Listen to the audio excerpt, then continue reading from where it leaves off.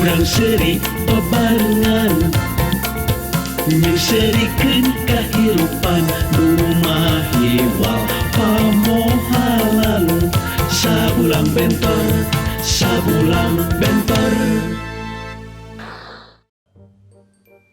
Kuring mah paeh teh alatan awak jadi beku.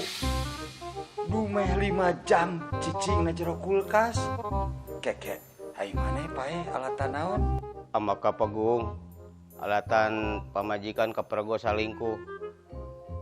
Neangan lalakina teu kapanggih, nya nahan nafsu teu kuat, anu antukna bakat ku amak keuna serangan jantung, kelepak paeh we.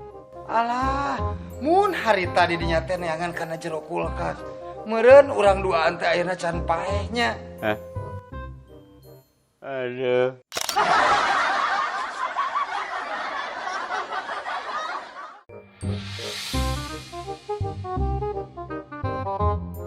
Anyar asupnya.